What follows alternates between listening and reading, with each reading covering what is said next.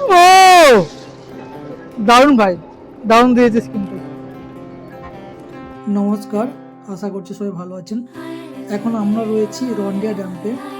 তো এই ছোট ছোট ভাইয়েরা এত সুন্দরভাবে তাদের মানে জীবনটা এনজয় করছে, দেখলে বেশ সময় তাদের পার করছে এখন।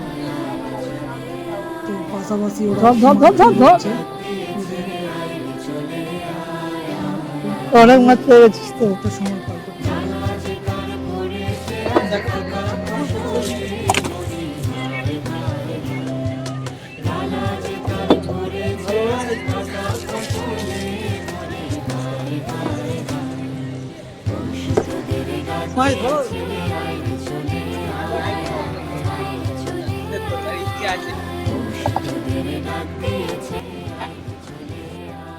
এই দামোদরে এক দাদা মাছ ধরছিল, আমিও নৌকাতে উঠে পড়লাম।